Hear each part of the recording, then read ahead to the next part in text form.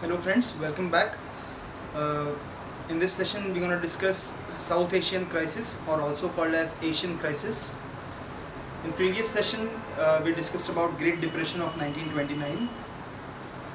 My name is Ninad Pandit and I am the faculty at Savarkar IAS Study Circle. This crisis is comparatively easy to understand but still have a lot of meaning and lot of terms which will drive the future economies with respect to dollar and money, which we already discussed in our module 2. So without wasting more time, let's start with the Asian crisis.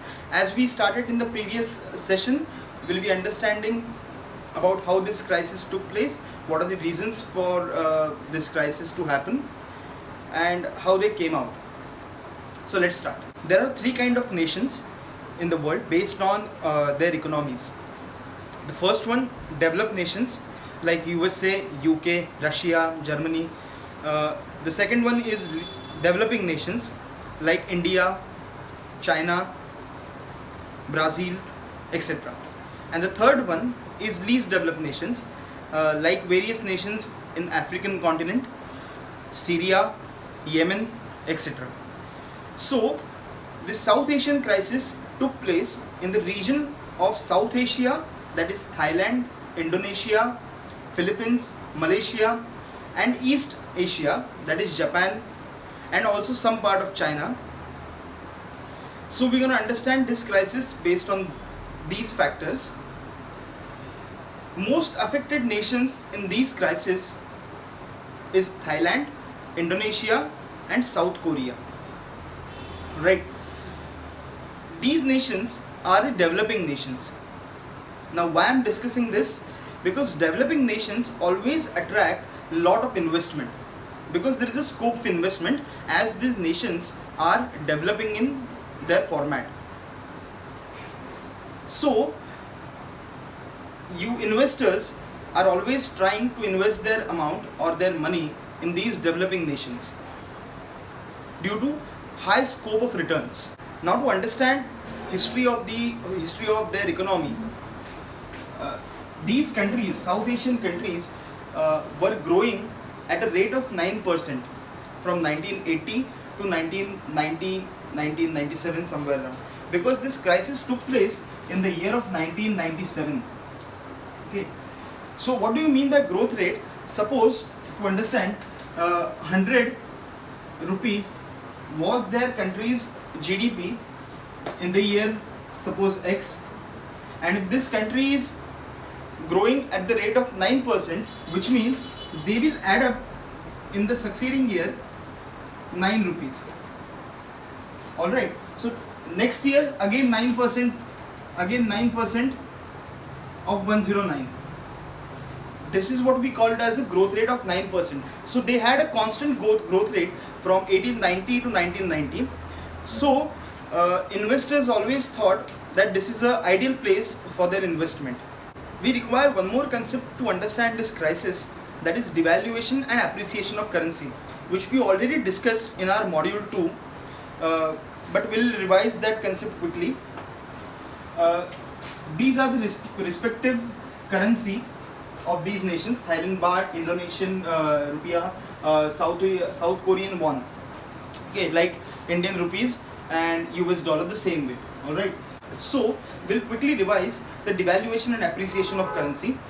Now, as I told you last time, the amount of foreign reserves in dollar what that particular nation have with respect to the currency in circulation will be creating their value to dollar.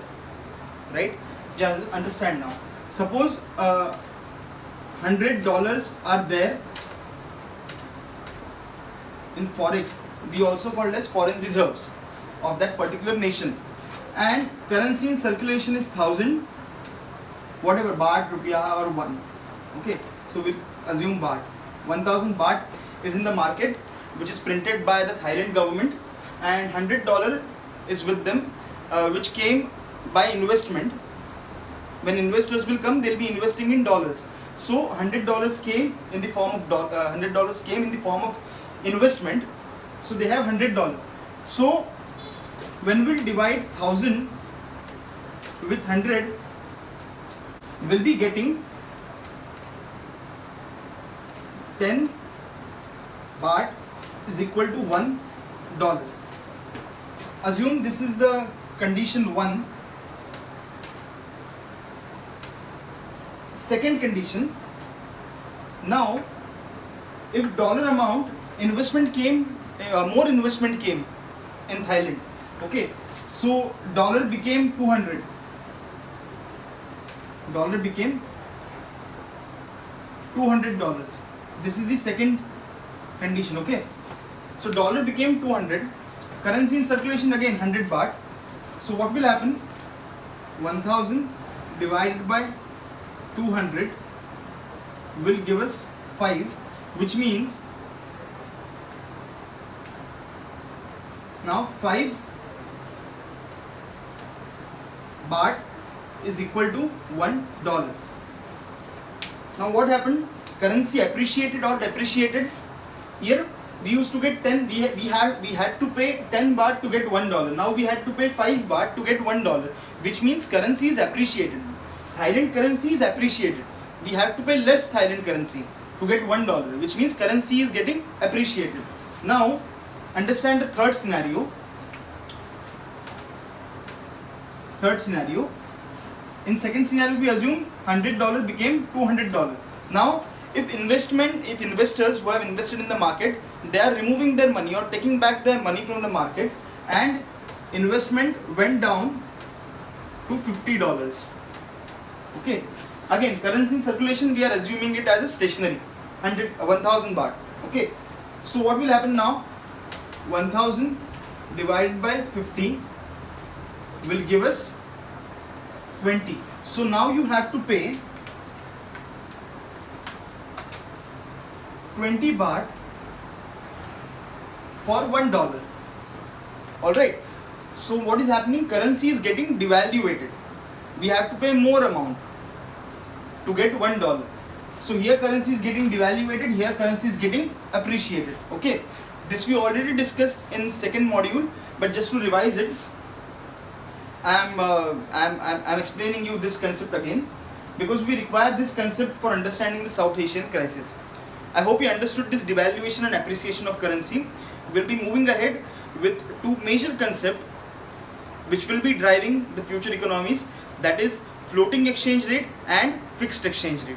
Okay, if you understand these two terminologies, then South Asian crisis will be very easy to understand. Now floating exchange rate. Suppose in a country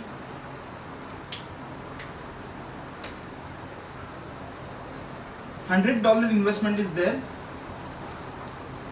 1000 baht is the amount which is in the market circulated by government based on their resources, their technology, their manufacturing units. Alright, so what will happen? 1000 divided by 100 will give us 10 baht for $1. Alright, now if more investment comes, this is the first scenario, suppose you understand. Then second one, if more investment comes, what will happen? The currency will appreciate or depreciate as we discussed previously. Now suppose if the more investment comes, $200, 1000 baht as we did previously, 5 baht will be $1, right? So currency is getting appreciated. So this is what we called as a floating exchange rate, because the exchange rate is changing based on the investment. Alright, now fixed exchange rate. Again, this condition is same, the first condition where $100, 1000 baht, 10 baht we have to pay for getting $1. Now what will happen? Now understand the second condition. If $200 is coming, 1000 baht is there, the currency is getting appreciated, and 5 baht for $1. If country like Thailand, if they want to keep the exchange rate to 10 baht $1, then what they have to do? They have to put plus 1000 baht in the market to keep exchange rate similar to the previous one, like 10 baht to $1 in this condition, right? So what they will do, the currency in circulation for Thailand will become 2000 baht, $200 came, like $100 added in the investment, so $200, currency in circulation 2000 baht, so exchange rate will become 2000 divided by 200 will give us 10 baht is equal to $1, which is similar to the previous one, which is called as fixed exchange rate. Based on your investment in dollar, you will increase currency in circulation for trying to keep the exchange rate fixed as it was before. This is the basic difference between floating exchange rate and fixed exchange rate. This is where the complete crisis lies. Okay. Now understand. As I told you previously, Thailand was a developing country. What will happen? The investors were trying to invest in Thailand as they were getting more and more returns. So due to which more and more investors started rushing towards Thailand. They invested most of their amount in Thailand. Due to which Thailand foreign reserves, that is the dollar, that foreign reserves increased. Alright. Now as these foreign reserves increase, Thailand currency have to appreciate like this way. If dollar increased, currency in circulation same, then dollar Thailand value must appreciate, right? But what Thailand did, or the South Asian nations, what they did, they floated the currency of their respective nation in the same amount as the dollar is coming in the market. Like they tried to keep the fixed exchange rate. They floated the same amount with respect to dollar and with respect to their currency into the market, so as the exchange rate will remain constant. Like how in $200 investment came, they added 1000 baht. They added 1000 baht, so as 10 baht will again become to $1. Now why they do this?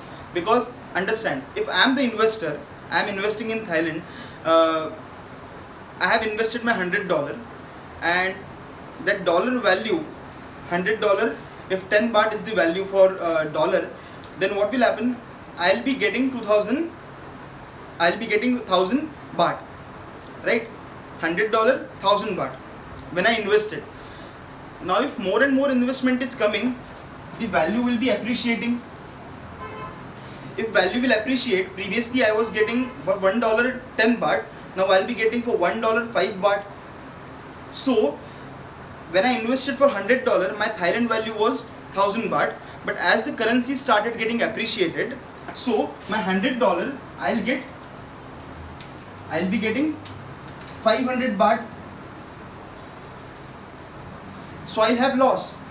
I'll be facing loss as an investor. So to satisfy investors, Thailand started putting currency into the market. Now understand one more thing, inflation and deflation we are going to study in the later part of macroeconomics, but just to have a quick look, if Thailand government is circulating more and more money into the market, the currency exchange rate will remain fixed, no doubt. As an investor, I'll also get satisfied that my money which I am invested will have the same value whenever I'll remove from the market. So I won't be facing any loss. My motive will be satisfied, right? But people were getting more and more money in their hand, due to which. But with respect to that, the production was not increasing. If the production is not increasing, which means supply won't be there. But people are getting more and more money in their hand, which means the demand will increase. Right? If you have 5 rupees before in your hand, now you are getting 10 rupees, so obviously your demand will increase. But supply on the other hand is not increasing with respect to demand. Then the inflation comes into market. Hence the price rises. Price rise, which means the inflation. Alright? We are going to discuss inflation, deflation in later part, but just remember this concept to understand the South Asian crisis. Alright? So supply is not there, demand is at high. So the person who is selling that commodity will try to increase the price, because more money is in the market, more money is in the hand of people, right? Now, whatever currencies, whatever investment came in Thailand, Thailand government invested in construction activities, they provided loans to government and various other activities. They have not used this amount to produce a constructive manufacturing unit or to provide that money to industrialists so as the output will increase. So they have not used this amount, this foreign reserve which were coming in their nation to a greater extent or to a good reason. Alright, so this is the root cause for this Asian crisis. When investors understood that Thailand government is trying to circulate more and more money in the market and keeping the exchange rate fixed, which will generate inflation in the market and government will collapse. So they tried to take out their money from the market. As I told you previously, Thailand government invested this money into construction sectors, into loan amount or to loan to people like a credit. Okay, in this fashion they invested the money. So it became very hard for them to return their money. And these nations went into the debt of 180% of their GDP. If suppose 100 is their GDP, suppose 100 is these countries' GDP, gross domestic products. Gross domestic product, again we are going to discuss in later chapters. Gross domestic products, which means 100 is the value of final commodity, final goods in the market. So if 100 is their GDP, they had loan of 180 rupees or 180 whatever currency. So they shifted to 180% loan amount, debt amount for these nations. Their stock market collapsed and Thailand government went into the debt due to these complete breakdown of institutional structures. Alright, so this is the complete root cause. It's very easy to understand. In this scenario, International Monetary Fund, IMF, a global organization which keeps checks on all economies across the world, came to rescue Thailand, South Korea and Indonesia, which were most affected by this crisis, and they gave bailout package of $110 billion. Alright, this amount which they have given, it's okay, but what is the major outcome of this crisis?